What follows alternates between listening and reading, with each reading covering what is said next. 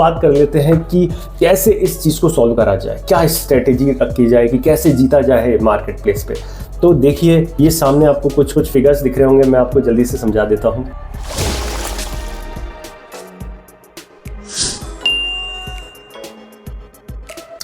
Hello friends, welcome back to our channel online berry. और आज का वीडियो सुपर डुपर इंपॉर्टेंट और useful होने वाला है सभी ई कॉमर्स सेलर्स के लिए, specially who are selling on Amazon, Flipkart और मीशो। तो ये वीडियो इंपॉर्टेंट इसलिए होने वाला है क्योंकि इस वीडियो में मैं आप लोगों के लिए एक स्ट्रेटेजी लेके आया हूँ जो कि आपको जितवा सकती है ये ई कॉमर्स का गेम। मतलब इस वीडियो में हम बताने वाले हैं e commerce strategy to win the e commerce specially marketplace game. ऐसा मैं क्यों बोल रहा हूँ और ये वीडियो लाने की ज़रूरत इसलिए पड़ गई क्योंकि काफ़ी सारे सेलर्स, नए भी पुराने भी, स्ट्रगल कर रहे हैं ई कॉमर्स बिजनेस में और उनको पता नहीं पड़ पा रहा है। काफ़ी वो लोग ट्राई भी कर रहे हैं बट उनको पता नहीं पड़ पा रहा है कि कहाँ गलती हो रही है या वो क्या ऐसा करें, क्या 4-5 पॉइंट्स ऐसे या कुछ ऐसे पॉइंट्स क्या मिस हो रहे हैं उनसे जिसके कारण उनका ई कॉमर्स बिजनेस प्रॉफिटेबल नहीं हो पा रहा है। और ये जो स्ट्रगलिंग पीरियड है ये चलता ही जा रहा है। वो काफ़ी सारे एफर्ट्स कर रहे हैं बट उस एफर्ट के बावजूद उनको ई कॉमर्स बिजनेस में स्पेशली अमेजॉन, फ्लिपकार्ट, मीशो पे सक्सेस नहीं मिल रही है। तो इस वीडियो में हम बताने वाले हैं आप लोगों को कुछ ऐसी स्ट्रेटेजी जो कि आपने अगर उन चीज़ों पे काम कर लिया तो आप ये e commerce business successfully run कर सकते हैं, प्रॉफिटेबल ई कॉमर्स बिजनेस कर सकते हैं। पूरा ई कॉमर्स बिजनेस या कोई भी बिजनेस करने का जो मेन गोल होता है बिजनेसमैन का, एंटरप्रेन्योर का या ओनर का, वो होता है अल्टीमेटली एक सक्सेसफुल बिजनेस चलाना और रिजल्ट में उसको चाहिए profit. Same e commerce business में भी मेन चीज़ आ जाती है कि प्रॉफिट कैसे अर्न करा जाए। जो आप इस वीडियो को पूरा देखना काफ़ी ज़्यादा हेल्पफुल रहेगा सभी ई कॉमर्स सेलर्स के लिए। और अगर अभी तक आपने हमारा चैनल सब्सक्राइब नहीं करा है तो सब्सक्राइब का बटन नीचे ही दिया गया है, आप प्लीज़ उसको सब्सक्राइब करिए और वीडियो पसंद आया तो इसे लाइक भी जरूर करिएगा। तो चलिए डायरेक्ट स्क्रीन पर दिखाता हूँ मैं आपको। स्क्रीन पर आप देख सकते हैं हमने आपके लिए बनाई है strategy to win especially on Amazon, Flipkart and Meesho also. So क्या स्ट्रेटेजी है जीतने की, उससे समझने से पहले आप ये देखिए कि सेलर्स क्यों लॉस में है। तो मेजरली 3 पॉइंट्स आप देख सकते हैं स्क्रीन पे। इन 3 पॉइंट्स के कारण majority of the sellers loss में है। क्या है वो जल्दी से डिस्कस कर लेते हैं, फिर देखेंगे इनका सॉल्यूशन और क्या स्ट्रेटेजी है कि हम कैसे ये जीत सकते हैं कॉमर्स बिजनेस और कैसे अपने लॉस मेकिंग बिजनेस को प्रॉफिट मेकिंग बिजनेस में कन्वर्ट कर सकते हैं। तो पहला पॉइंट आप देख सकते हैं, पहला जो रीजन है जिसके कारण काफ़ी सेलर्स लॉस में है वो है selling products in low price. Come price में वो प्रोडक्ट सेल कर रहे हैं। सेलिंग प्राइस रखे हुए हैं कई सेलर 199 और 249, 299 और कई तो मीशो के ऐसे सेलर्स हैं जो 99 में सेल कर रहे हैं। अमेजोन पे भी कई ऐसे सेलर्स हैं 249, 299। तो ये जो प्राइस पॉइंट है ना, इसके कारण majority of the sellers loss में है। वो प्राइस पॉइंट पे बेचने का जो सेलर्स से मैंने बात करी है वो ये रीज़न देते हैं कि हमारा कॉम्पिटिटर की प्राइस इतनी कम है कि हमें मजबूरी में इतना प्राइस कम करना पड़ता है।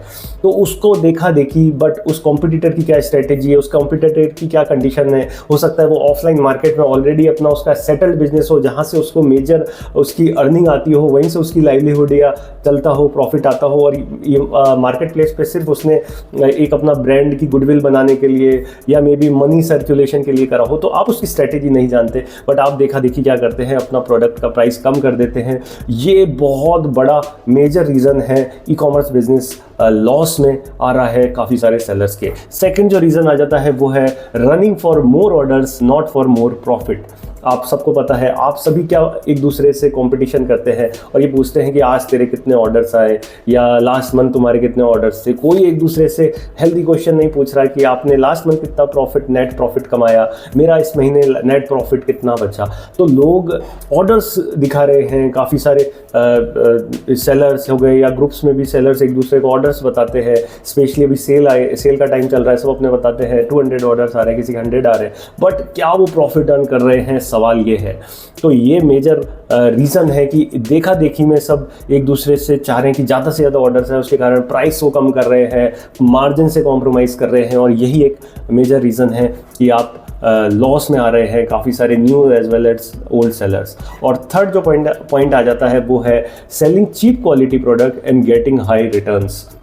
ये तो रीज़न सबको पता ही है कि आप सेलिंग प्राइस कम कर रहे हैं। अब जब सेलिंग प्राइस कम करेंगे तो आपको अल्टीमेटली कॉस्ट प्राइस भी कम ही करनी पड़ेगी। मतलब आप कम कॉस्ट प्राइस में, मिनिमम कॉस्ट प्राइस में प्रोक्योर करेंगे तभी आप इतनी कम सेलिंग प्राइस में प्रोडक्ट सेल कर पाएंगे। तो ठीक है, आप कहीं से सस्ता लिया है, आपने उसको सस्ता मार्केट प्लेस में बेच भी दिया और आपके ऑर्डर्स आ भी गए, बट आप रिटर्न्स को नहीं रोक सकते। और कस्टमर यहाँ पे आपकी इमेज देख के आप पे ट्रस्ट कर रहा है, और फिर उसको अगर इमेज आप अच्छी लगा देते हैं और अल्टीमेटली प्रोडक्ट अगर ख़राब क्वालिटी का रिसीव होता है तो वो रिटर्न ज़रूर करता है। और आपको पता ही होगा, अमेज़ॉन हो गया या फ्लिपकार्ट हो गया, एक कस्टमर रिटर्न, अगर 1 कस्टमर रिटर्न आता है तो ultimately approximately 150 to 200 rupees minimum की पेनल्टी लगती है। तो 2 भी आपके अगर रिटर्न आ गए, अगर आपने 10 प्रोडक्ट सेल करे और 2 भी रिटर्न आ गए, तो आपने जो भी 8 प्रोडक्ट डिलीवर्ड पे जो अर्न करा वो ऑलमोस्ट नील हो जाता है आपके 2 कस्टमर रिटर्न पेनल्टी पे। तो सस्ता बेच रहे हो इसलिए सस्ता ला रहे हो, सस्ता ला रहे हो इसलिए रिटर्न ज़्यादा आ रहे हैं, और उसके कारण ही अल्टीमेटली आपका बिजनेस लॉस में हो रहा है। तो ये 3 मेजर रीज़न है जो मुझे लगता है मेजॉरिटी ऑफ द सेलर्स इसके कारण लॉस में आ रहे हैं। इसके अलावा भी और भी रीज़न्स हैं, बट ये 3 मेजर रीजंस हैं जो काफ़ी सारे सेलर्स को अफेक्ट कर रहे हैं एज पर प्रेजेंट सिचुएशंस। अब बात कर लेते हैं कि कैसे इस चीज़ को सॉल्व करा जाए, क्या स्ट्रेटेजी रखी जाए कि कैसे जीता जाए मार्केट प्लेस पे। तो देखिए, ये सामने आपको कुछ फिगर्स दिख रहे होंगे, मैं आपको जल्दी से समझा देता हूँ। सबसे पहले हम बात करेंगे सेलिंग प्राइस की। तो हमारे हिसाब से अगर आपको एक एवरेज सेलिंग प्राइस, कोई भी प्रोडक्ट हो, कोई भी कैटेगरी हो, कोई भी ऐसा प्रोडक्ट है जो बहुत ही सस्ता बिकता है, सस्ता ही मिलता है, जैसे 20 रुपए का मिलता है और 150 में बिक जाता है, ऐसे प्रोडक्ट से आप दूर रहिए। और अगर आप अभी कर रहे हैं तो आप कैलकुलेट करिए, अगर आप लॉस कर रहे हैं तो उसको देखिए कैसे आप टिकट साइज बढ़ा सकते हैं उस प्रोडक्ट का, और कैसे आप कस्टमर की ऑर्डर वैल्यू बढ़ा सकते हैं। तो कहाँ तक बढ़ानी है या किस तरीके के प्रोडक्ट आपको लाने हैं। आपको वो प्रोडक्ट लाने हैं जो आपको 499 प्लस, जिनकी मिनिमम सेलिंग प्राइस होनी चाहिए मार्केट प्लेस पे, भले वो कोई भी मार्केट प्लेस हो, अमेज़ॉन हो, फ्लिपकार्ट हो, मीशो। ये कि मैं कॉमन स्ट्रेटेजी एक तो बता रहा हूँ, इतनी ज़्यादा स्पेसिफिक मत करना कि हमारा प्रोडक्ट तो 549 का है या 449 का है। ओवरव्यू आप समझना, कंसेप्ट समझना, कंसेप्ट की ही मैं बात कर रहा हूँ इस वीडियो में। अगर आप कंसेप्ट समझ जाओगे तो आप अपने आप ऊपर नीचे थोड़ी प्लस माइनस कैलकुलेशन करके समझ जाओगे कि क्या मैं बताना चाह रहा हूँ। ठीक है, तो मिनिमम सेलिंग प्राइस आपको आपके प्रोडक्ट की 499 या उससे ज़्यादा रखनी है।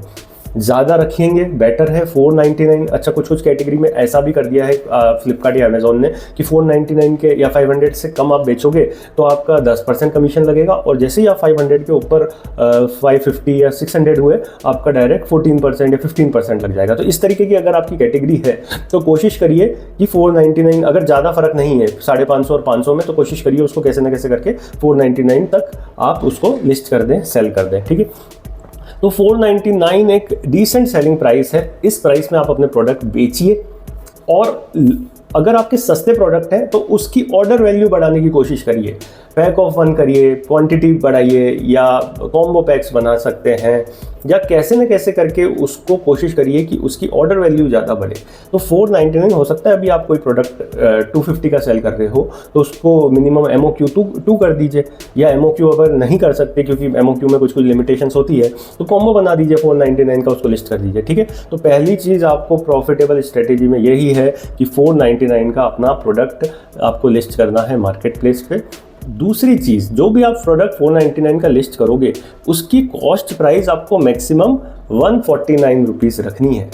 मतलब उसकी कॉस्ट प्राइस आपको 149 के आसपास या उससे कम होनी चाहिए। इसमें लिखा हुआ है ना 149 माइनस, इसका मतलब यही है कि 150 रुपये के आसपास हम प्रोडक्ट को प्रोक्योर करेंगे और 500 के आसपास उसको सेल कर देंगे।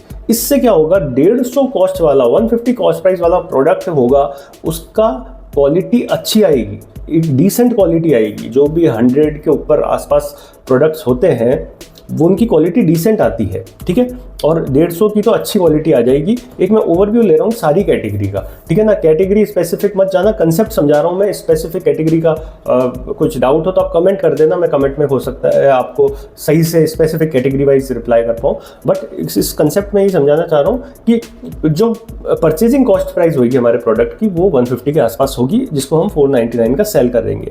उसके बाद हमें सारे खर्चे निकाल के अप्रोक्सीमेटली 99 रुपीज़ प्लस प्रॉफिट होना चाहिए यूनिट लेवल पे। मतलब एक प्रोडक्ट अगर मैं 500 का सेल करूं तो मेरी कॉस्ट प्राइस भी उसमें निकल जाए, मेरे शिपिंग चार्जेस भी निकल जाए, मेरी फिक्स फी भी निकल जाए, मेरा कमीशन भी निकल जाए, मेरे रिटर्न कॉस्ट भी निकल जाए, और उसके बाद मेरे को अप्रॉक्सीमेटली 99 रुपीज़ बच रहे, और नहीं बच रहे हों आपके पास 99, तो ये जो 499 प्लस है इसको आप 599 कर लेना, 649 कर लेना, जब तक आपका एटलीस्ट 99 रुपये मतलब 100 रुपये पर ऑर्डर नेट प्रॉफिट आपका बचना चाहिए। ठीक है, तो ये कंसेप्ट आप वर्क करेंगे specially on Amazon, Flipkart, Meesho, तो काफ़ी अच्छे चांसेस हैं कि आप जीत जाओगे, आप प्रॉफिटेबल हो जाओगे। और उसके बाद जो ये पॉइंट है, लास्ट पॉइंट जिसमें लिखा है 10 -10, इसका क्या मतलब है? Maximum ads bids cost. मतलब क्या है कि कोई भी कैटेगरी हो आज के टाइम पे आपको उसका एडवर्टाइजमेंट करना पड़ेगा मार्केट प्लेस पे, भले वो अमेजॉन हो, फ्लिपकार्ट हो या मीशो ही हो, तो वहाँ पे आपको पता है पे पर क्लिक के हिसाब से, क्लिक के हिसाब से आपको पैसा देना पड़ता है जनरली।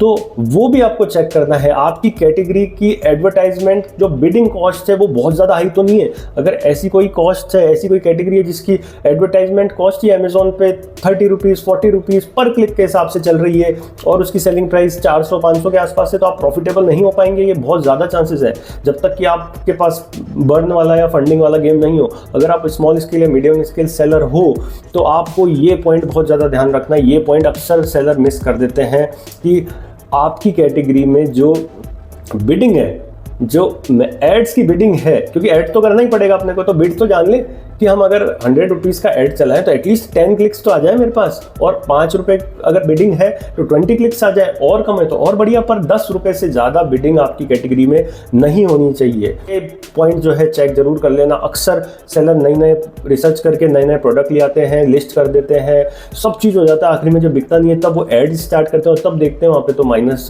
तो 20 रुपीज़ बिड चल रहा है अमेजोन पे, कई बार फ्लिपकार्ट पे 15 रुपीज़ चल रहा है, 30 रुपीज़ चल रहा है, कुछ भी बहुत ज़्यादा हाई बिडिंग चलता है। तो ऐसी कैटेगरीज से अगर आपको प्रॉफिटेबल जल्दी होना है तो ऐसी कैटेगरीज से दूर रहिए जहाँ पे पे पर क्लिक की एड कॉस्ट 10 रुपये से ज़्यादा है। तो अगर आपकी सेलिंग प्राइस 499 की है तो लगभग आपकी बिडिंग जो मैक्सिमम बिड कॉस्ट है एडवर्टाइजमेंट की वो 10 रुपये से कम ही होनी चाहिए, जितना कम उतना अच्छा। ठीक है, तो ये ओवरऑल स्ट्रेटेजी अगर आप फॉलो कर लेंगे, अगर आपका प्रोडक्ट 499 के आसपास का है। अच्छा, एक तो सबसे पहली बात तो है 199, 299, 399 यहाँ तक के प्रोडक्ट भी आप अवॉइड करिए मार्केट प्लेस पे अगर आपको जल्दी से प्रॉफिटेबल होना है और एक स्टेबल ई कॉमर्स बिजनेस करना है। तो खासकर 300 या 400 से मैं तो रिकमेंड करूँगा। पहले तो हम भी 300 बोलते थे, पर अब तो खर्चे और बढ़ गए हैं, तो आप 400 से सस्ते प्रोडक्ट को सेल नहीं करिए, वही बेटर है। तो वो जो रेट रेस है जहाँ पे जब सस्ता बेच रहे हैं, सब सस्ता बेचना चाह रहे हैं, ज़्यादा ऑर्डर कमाना चाह रहे हैं, उससे आप दूर हो जाइए। आप थोड़ा सा महंगा बेचिए, आप उसकी क्वालिटी अच्छी बेचिए और आप एक profitable e commerce business setup करिए। ठीक है, ये हमने एक एग्जांपल समझ लिया। दूसरा एग्जांपल है कि जिनके प्रोडक्ट की कॉस्ट थोड़ी सी महंगी है। अब यहाँ पे हमने एग्जांपल लिया है 999 मतलब 1000 के आसपास वाले प्रोडक्ट्स का, कि 1000 के आसपास जो प्रोडक्ट सेल होते हैं, या अगर आप कर रहे हैं कोई ऐसा प्रोडक्ट जो उसकी कॉस्ट प्राइस है 300 350 और आप 600 700 का बेच रहे हैं, तो उसको डायरेक्ट 1000 के आसपास ले जाइए। किस तरीके से ले जाना है, किस तरीके से क्वालिटी करनी है, पैकिंग करनी है या एडवर्टाइजमेंट करना है, मार्केटिंग करनी है, वो आप फिगर आउट करना। बट आपको अगर थोड़ा कॉस्ट प्राइस महंगा है, कितना महंगा यहाँ पे लिख रखा है 399 या उससे कम, 399 या उससे कम का आपका कॉस्ट प्राइस है, तो आप 999 का ही सेल करिए या उससे ज़्यादा का। प्लस लगा रखा है कमीशन जब भी आप सेलिंग प्राइस सेट करें किसी भी मार्केट प्लेस पे, भले वो अमेजोन और फ्लिपकार्ट और मीशो, तो कमीशन स्ट्रक्चर जरूर एक बार देख लें, तो उसमें आपको समझ आ जाएगा कि 999 का रखें तो फ़ायदा है या 1100 का रखें तो ज़्यादा अच्छा है। तो वो आप फिगर आउट कर लेना commission structure as per your category देख के। ठीक है, तो यहाँ पे यही बताया गया है कि 999 वाला जो आप प्रोडक्ट बेच रहे हो उसकी कॉस्ट प्राइस लगभग 400 या उससे कम होनी चाहिए, 399 या उससे कम हो। इस प्राइस में अच्छी क्वालिटी का प्रोडक्ट आप प्रोक्योर कर सकते हैं मार्केट से, और इस प्राइस में अगर आप प्रोक्योर करेंगे तो आप और इस सेलिंग प्राइस में बेचोगे तो आपको 249 रुपीज़ का पर यूनिट प्रॉफिट होना चाहिए। पर यूनिट लेवल पे प्रॉफिटेबल बहुत ज़रूरी है अमेजोन, फ्लिपकार्ट, मीशो पे। जो यूनिट लेवल पे प्रॉफिटेबल नहीं है और सोच रहे हैं हम टर्नओवर से प्रॉफिट कर लेंगे, वो आज तक 5 साल 6 साल हो गए वो प्रॉफिट में आए नहीं है, या आए भी हैं तो जस्ट ब्रेक इवन पॉइंट को टच कर पाए हैं या इतना ही कमा पाए हैं कि बस दाल रोटी निकल पाए। तो गोल हमारा बड़ा होना चाहिए। तो हमको यूनिट लेवल पे कम से कम 249 रुपीज़ का प्रॉफिट सारे खर्चे निकालने के बाद बचना चाहिए। अगर हमारी सेलिंग प्राइस इसके आसपास हो, 999 के आसपास हो, तो 249 रुपीज़ के आसपास आपका पर यूनिट प्रॉफिट होना चाहिए। इससे ज़्यादा हो तो और बढ़िया है, इसलिए हमने लिखा है 249 प्लस। ठीक है, अब यहाँ पे जो ये कैटेगरी होगी जो इतनी बिकेगी, उसकी एडवर्टाइजमेंट कॉस्ट भी जनरली चांसेस हैं कि ज़्यादा होगी। तो आपको ये जो एड कॉस्ट है वहाँ पे बिडिंग कॉस्ट कोशिश मतलब आपको चेक कर लेना है कि 15 रुपये से कम ही हो। 15 रुपये बड़ा अमाउंट होता है कि एक क्लिक करा कस्टमर ने और हमारे 15 कट गए, फिर क्लिक करा फिर 15 कट गए। तो हमें 15 रुपये के आसपास आपका प्रोडक्ट का बिड कॉस्ट, स्पॉन्सर्ड जब आप एड चलाएंगे तो उसका बिड कॉस्ट 15 रुपीज़ या उससे कम हो तो बहुत अच्छा है। इस स्ट्रेटेजी से अगर आप इस थोड़े से कॉस्टली प्रोडक्ट या थोड़े से हाई प्राइस आइटम मतलब 999 या उससे प्लस वाले आइटम अगर सेल करेंगे तो बहुत ज़्यादा चांसेस हैं कि आपका ई कॉमर्स बिजनेस जल्दी प्रॉफिट में आएगा। और आप ऑर्डर के पीछे नहीं, आप प्रॉफिट के पीछे भागोगे। और जब प्रॉफिट के पीछे कोई सेलर भागता है तो ज़्यादा चांसेस होते हैं कि उसका बिजनेस जल्दी सेट होता है, जल्दी स्टेबल आता है और जल्दी उसको सक्सेस मिलती है। ठीक है, तो ओवरऑल जो अभी हमने बताया है उसके अलावा भी आपको क्या करना है, कैसे आप जीतोगे, तो उसके हमने पॉइंटर्स लिख रखे हैं। एक बार समराइज अभी जो बताया वो समरी के तौर पे बता दूं या उसका क्या इफेक्ट रहेगा। सबसे फर्स्ट है आपको क्वालिटी प्रोडक्ट लिस्ट करने हैं, जो किस प्राइस पॉइंट पे आप सेल करोगे, तो किस प्राइस पॉइंट पे आप प्रोक्योर करोगे वो मैंने अभी बता ही दिया आपको। आपको सेकंड पॉइंट है सेट यूनिट लेवल प्रॉफिट।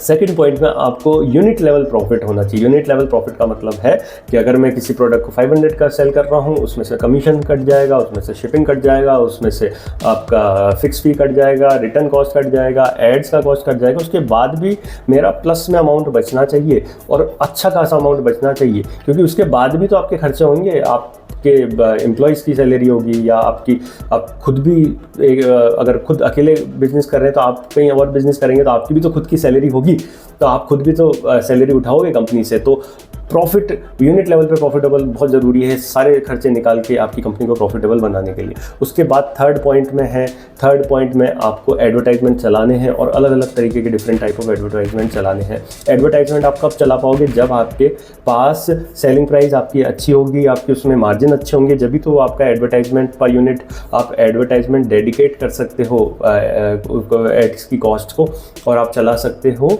खुल के, क्योंकि आपकी ROI थोड़ी सी कम भी आई तो भी आपको पता है कि यार मेरे अगर 10 ऑर्डर भी आ गए तो मेरा थोड़ा बहुत अच्छा मार्जिन निकल जाएगा, क्योंकि मेरा मार्जिन अच्छा है पर ऑर्डर पर यूनिट लेवल पे। ठीक है, तो आपको एड से डरना नहीं है कि स्पॉन्सर्ड एड से डर रहे हो, चलाना ही पड़ेगा आज के टाइम पे। नहीं चलाओगे तो पीछे रह जाओगे, और चलाना है स्मार्टली चलाना है, सीख के चलाओ या कोई सीखा हुआ है उससे चलाओ, वो आपका लुकआउट है। बट एड्स तो आपको चलाना ही पड़ेगा।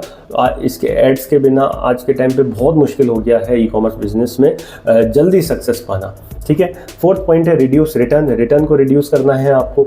रिटर्न रिड्यूस कैसे करोगे आप लोग? रिटर्न रिड्यूस जब भी आप कोई अच्छा प्रोडक्ट क्वालिटी प्रोडक्ट लिस्ट करोगे तो ऑटोमेटिकली काफ़ी परसेंट आपके ऑलरेडी रिटर्न कम हो जाएंगे, क्योंकि आप अच्छा प्रोडक्ट दे रहे हो, अच्छा मार्केट से ला रहे हो, अच्छी पैकिंग कर रहे हो, तो रिटर्न कम हो जाएंगे। रिटर्न कम होंगे तो वैसे ही आपकी पेनल्टी कम हो जाएगी और अल्टीमेटली आपके प्रॉफिट बढ़ जाएगा। यहीं पे मेजॉरिटी ऑफ द सेलर्स क्या है कि लॉस में चल जाते हैं, सस्ता ले आते हैं, बेच देते हैं, ज़्यादा ऑर्डर आ जाते हैं, ज़्यादा रिटर्न आ जाते हैं, काम खत्म हो जाता है। तो ये चीज़ अपने को नहीं करनी है। ठीक है, और लास्ट पॉइंट है, ये मैं PPT में बोला नहीं इसलिए मैं आपको बता दूं, अवॉइड आउट ऑफ स्टॉक।